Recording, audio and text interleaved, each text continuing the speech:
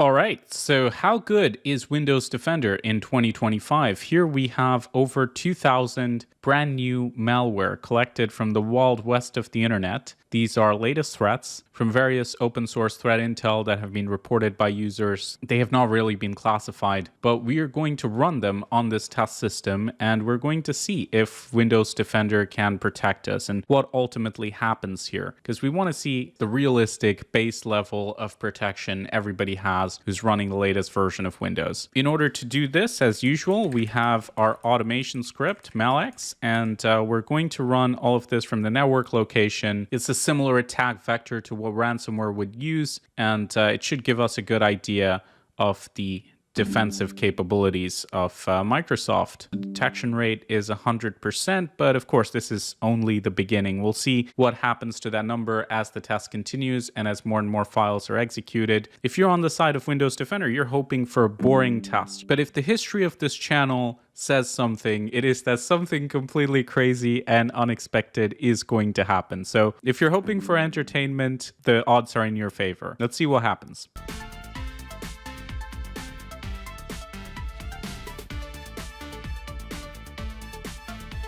Uh-oh. Looks like we have our first real problems here. So something is being downloaded in the background through System32. That can be good. And then we have Unicorn that seems to have messed up our screen. The detection rate has fallen to 92%, which is considerably lower than where we started. But let's see if anything else happens. I mean, this thing has kind of gotten stuck on our screen, but maybe we can get rid of it. No? Unicorn doesn't really want to go. Maybe Task Manager can help. Now the only challenge is knowing which one is it. Maybe this one. Nope. Okay, so that didn't do it. And now our computer is starting to freeze up. Not ideal. Some ransomware detections popping up. Let's hope no files were encrypted in the meantime. Our pictures look good so far. Wouldn't want to miss our Jurassic Park screenshots. Now this does look like an old school virus. It's giving us names of different EXEs that maybe it's creating or something. It's like a second test window.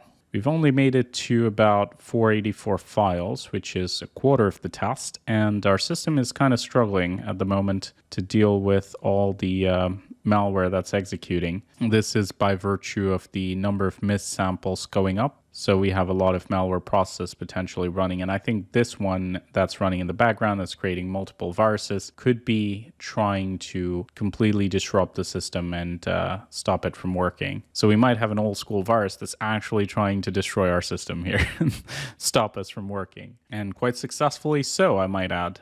Oh, black screen now. That can be good. All right, let's try CPR on this patient. Oh, we're back. I was about to send a Control-Alt-Delete, but it looks like this is not very promising, and we're only 22% in. And we're back to a black screen again. I think we might have to cut the test short, I'm afraid, and restart the system, because this does not look like it is going to recover on its own. So I'm going to send a hard reset command, and that should bring us back to somewhat working system, assuming nothing's been bricked. And we are back. So our system did boot up. It's a partial win. Let's try to run Hitman Pro and see what it detects on the system, if there's any surprises. It is a little bit annoying that our system was kind of rendered inoperable by this one virus potentially running in the background, creating a bunch of copies in the shared folder. I'm going to check it out right now to see what it's actually done. So if we take a look, as you can see, we have a ton of unicorns over here and also an update application. So definitely a lot of malware executing, some Trojans. Oh my God, just look at this long list. This is like a real old school virus. Not sure what this update is, but we're going to find out soon enough. I'm just going to upload it to VirusTotal. So I'm kind of curious to see. Analyzing. And it's got about 56 detections. My God. So definitely no stranger. Microsoft does detect it. even though the file was successfully dropped, and I do see it here. On the system, it looks like we have a malicious temp file. What is concerning though are all these unicorn files. Now, again, I want to check what exactly that is to see if it's just a little bit of mischief or there's more to worry about. We'll see in a minute once the behavior section comes up. But again, Microsoft technically does detect it. And this is what concerns me, is the fact that a lot of the times Microsoft will have signatures for threats that it's going to allow to execute in certain situations or just fail to block it properly.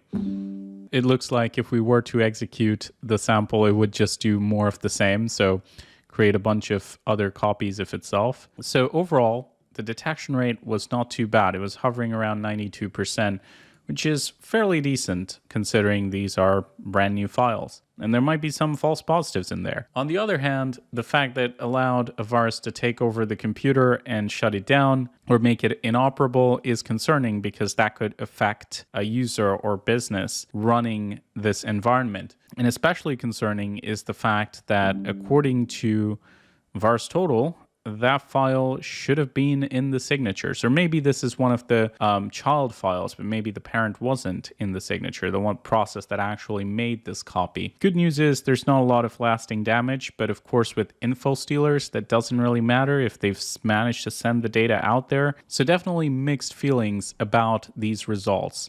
I think overall Microsoft does do a decent job of detecting things. It's not any worse than other AVs if you just look at the pure signatures, but in terms of how the engine works on the system, the fact that it relies heavily on the cloud, detections are often a bit delayed, and the behavioral protection is kind of non-existent unless you turn on certain things in group policy settings. Some weaknesses that it has, but it has come a long way. Like Microsoft Defender in 2025 is not anything like Microsoft Defender when it first launched in Windows XP. It's got comparable detection to any security solution out there. One of the reasons that most people today don't really use a third-party antivirus, because they're good with Windows Defender, and the base detection should be good because Microsoft has all the telemetry. They can collect data from every single user out there, so they may not be able to stop the very first execution of the malware, but once it's seen, once it's uploaded to the cloud, they should be able to get the signatures in fairly quickly. Let me know your thoughts on these results, and please like and share it. New things happen in every test somehow. I'm waiting for that boring test where we just go through 100% of the test and nothing really happens, but it's always fun. When you're running unknown malware, something's going to go wrong. In this case, it was Unicorn 50796 and its brethren. Hope this was informative and fun. Do like and share this if you enjoyed it. But if you're in an enterprise environment, you might be interested in Zero Trust and our sponsor in a moment. Now, an interesting approach to cybersecurity is the idea of Zero Trust or default deny, which is used by the sponsor of this video, ThreatLocker. So for example, if I'm to try to execute a ransomware on the system, just quick rename and execute, it is not going to work because ThreatLocker is just going to block it and then only allow us to request access. And even if we do request access, we have a dedicated response center to deal with it. So now we see the file that we've submitted, and we can run it in a test environment to see if it's a legitimate file or ransomware. This is like a full virtual machine or malware analysis environment of sorts. And of course, when we run it, we see the ransomware has encrypted all our files, so definitely not doing this on the real system. Now, adding this layer of defense via default deny is a really useful thing for enterprises to prevent them from running untrusted software. Now, they also have the ability to detect threats based on behavior. So for example, we've got a backup deletion here. This is using VSS admin, can alert you of suspicious behavior, but also contain it. Now, we did do an independent test of this where we talked about the ups and the downs of this approach. So if you're interested, do watch that using the link in description and check them out. It's a very interesting solution. Show them some love for sponsoring our educational videos like this one. Try it out for yourself and let me know your thoughts in the comments below. How do you like the Zero Trust and default deny approach? And don't forget to like and share this video if you enjoyed it. This is Leo. Thank you all so much for watching, and as always, stay informed, stay secure.